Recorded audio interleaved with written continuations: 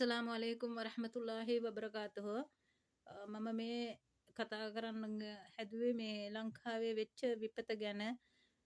ලංකාව වටේටම ලංකාව යට වෙලා නාය ගිහින් වතුර ගලා බැසලා ගෙවල් යට වෙලා මිනිස්සුන් අතුරුදහන් වෙලා ගොඩාක් දේවල් විපත් දැනගන්න ලැබුණා මට. අපිට ඇත්තටම ක්ෂණික දැනගැනීම් ලැබෙනවා. ඒ අපි මේ වෙබ් එක හරහා වෙබ් අඩවිය හරහා කලින් නම් මේ වගේ දේවල් අපිට තිබුණත් අපිට දැනුනේ නැහැ. මහ ලොකුවට දැනුනේ නැහැ. මොකද අපිට දැනගන්න ලැබුණේ නැහැ. ප්‍රවෘත්ති වලින් රේඩියෝ වලින් ඔය කිව්වට කලින් ඔය තිබුණට මේ තරම් දැනීමක් දැනුනේ නැහැ. දැන් අපි වෙබ් එකෙන් බලන තැන විපත් වෙලා තියෙන හැටි ඇස්වලට දකිනකොට පිට රටවල ඉන්න සහෝදර සහෝදරියන්ට රස්සාව කරගන්න බෑ. අත් වෙවුලනවා. කණ්ඩ ගත්තම කෑම කටට ගණ්ඩ හිතෙන්නේ ඇඬෙනවා. කලකිරීම ඇති වෙනවා. රස්සාව හරියට කරගන්න බෑ. ගත රටින් පිට තිබුණත් සිත තියෙන්නේ ලංකාවේ.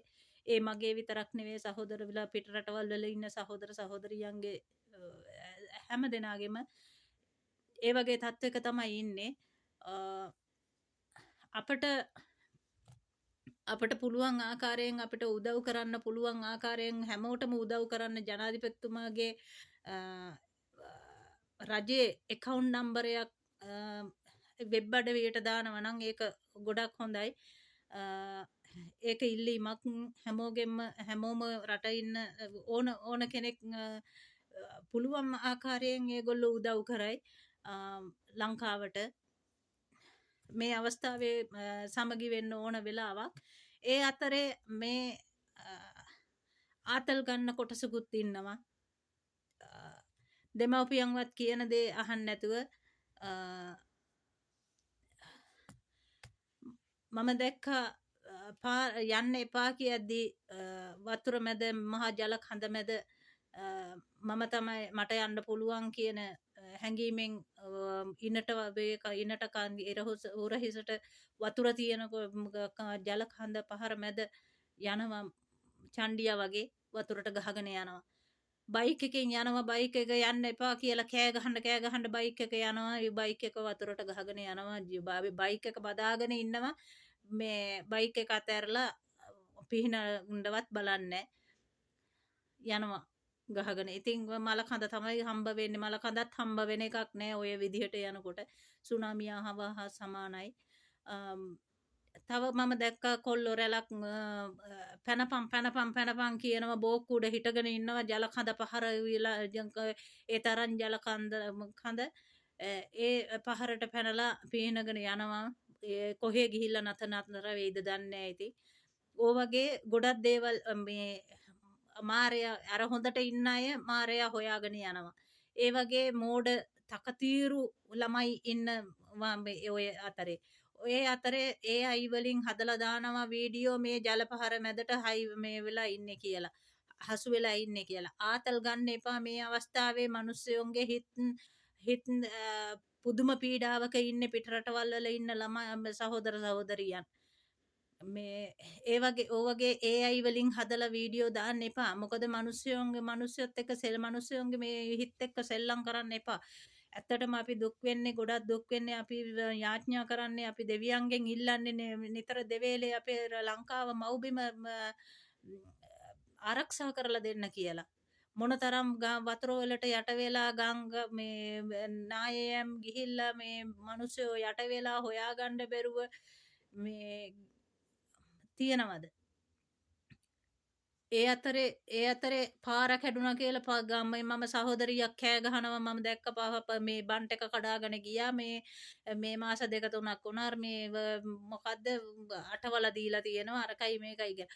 ඔయిత වැඩිය කොයිතරම් දේවල් ජීවිත මේ නැති වුණාද? පාරවල් හදාගන්න පුළුවන්. දැන් අර පාර ලොකු මොකද්ද කොහෙද පාරක් මේ පාලම් පවා කඩාගෙන ගිහිල්ලා තියෙනවා හදපුවා. ඒ හදපු පාරව කඩාගෙන ගිහිල්ලා කොයිතරම් මේ රජයට අලාභහානි වෙලා තියෙනවද, ජීවිත කොච්චර විනාශ වෙලා තියෙනවද, ඕවා ගැන හිතන්නේ නැතුව පාරේ මේ බන්ට් එක කඩාගෙන ගියා කියලා කෑ ගහන පිරිසක් මම දැක්කා. ඕවගේ මේ මෝඩ කතාවල් කතා කරන්න එපා.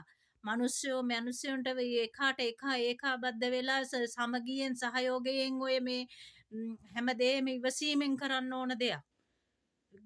මේ වෙලාවේ මේ අවස්ථාවේ ජාතිය බේදය කුලය කොබුයි මොකුත් නෑ. වතුර පහරවල් වතුර පහරවල් ඔක්කොමලා අරගෙන යන්නේ. ඒ නිසා අපි එකමුතු වෙන්න ඕන මේ එක රටක් විදිහට. කත්නෝරුවේ සිරිදම්ම හාමුදුරුවෝ මේ හැම බණ දේශනාවකම කියනවා. මම ඒ බණ දේශනා අහනවා. හැම බණ දේශනාවකම කියනවා. මොකක්ද ඒ කියන්නේ? ඒක මට අමතක වුණා. කොයි මොහොතේ වෙනස් වෙයිද දන්නේ. අපි සිතන දේ වෙන්නෙත් නෑ, වෙන දේ හිතා ගන්නත් බෑ. අන්න ඒක කියන්නේ. ඒ හාමුදුරුවෝ පැහැදිලි කරලා හැම වෙලාවෙම පැහැදිලි කරලා දෙනවා. වෙන දේ හිතා ගන්නත් බෑ, හිතන දේ වෙන්නෙත් නෑ කියලා. අපි ඇත්තටම අපි හිතුවද මේ ඔය දෙයක් වෙයි කියලා, ඔය තරම් දෙයක් වෙයි, විනාශයක් වෙයි කියලා අපි කවුරුවත් හිතුවද? ඔය අපි ඇහුවට හිතන දේ වෙන දේ හිතා ගන්නත් බෑ, හිතන දේ වෙන්නෙත් නෑ කියලා අපි හිතුවද? ඔය මේ කුණාටුවක් සුලි කුණාටුවකුත් මේ වැස්සක් වැහලා අපේ ලංකාව ඔය තරම් විනාශයක් වෙයි කියලා කවුරු හරි හිතුවද? නෑනේ. ඒ හිතුවේ නෑ. ඒක තමයි කියන්නේ අපි දෙවියන්ගෙන් ඉල්ලන්න ඕන, අපි ආරක්ෂා වෙන්න ඕන, අපේ දෙමව්පියෝන්ගේ හිත රිදවන්න නැතුව. දැන් ඔය ගහගෙන ගිය කොල්ලොන්ගේ දෙමව්පියෝ ගෙවල් වල ඉඳගෙන මොනව කරනවද? අර අනුරාධපුරේ මාළු අල්ලනවා. අර මහා මේ වෙකේ පුණ්‍ය භූමිවල මාළු අල්ලනවා. මාළු වතුර එනවා. වතුරේ අර සුනාමි ආපු වෙලාවේ මාළු මිනිස්සු ගියා වගේ තමයි මාළු අල්ලගෙන ලොකු මාළු කිය උස්සගෙන යනවා. මොන තණ්හාවද ආසාවද? අපිට මේ කටට කණ්ඩ මේ රොටි කෑල්ලක් කටට ගන්නකොට අන්න මං බොරු කියනවා නම් මෙන්න රොටි කෑල්ලක් ගෙනල්ලා එහෙම පොඩි රොටි කෑල්ලක් ගෙනාවේ මේ එළවලුත් එක්ක ඔන්න රොටි කෑල්ල එහෙම තියෙනවා. කණ්ඩ හිතෙන්නේ නැහැ. වීඩියෝ බැලුවම කණ්ඩ හිතෙන්නේ නැහැ. පට්ටම දුකයි. ඒව හිතන්න ඕන මිනිස්සු වුණාම මිනිස්සුන්ට මේ මෙච්චර මේ විපතක් වෙලා තියෙද්දි අපි අනිත් එක තව බාර් එකේ වතුර මේ ඉන්නට බාර් එකේ ගිහිල්ලා පෝලිං වල බාර් වල මිනිස්සු මේ ඕවද කරන්න ඕන. ඒ බාර් එකට ගියපු මිනිස්සු බාර් වල සල්ලි අරගෙන ගිහිල්ලා බෝතල් ගන්නවා. යකෝ ළමයින්ට කණ්ඩ ගෙවල් වල ටිකක් ගෙනihin දාපල්ලකෝ. වැස්සට මේ කණ්ඩ නැතුව ඇතිනේ. මේ වගේ මෝඩ ආරක් ඉන්න රටක් නෙමේ ලංකාව. මට නම් ඇත්තටම හරි කේන්ති, හරි දුකයි. ඔය ඒ හින්දා තමයි මම මේ වීඩියෝ එක කරේ. වැරද්දක් කිව්වනම් සමා වෙන්න.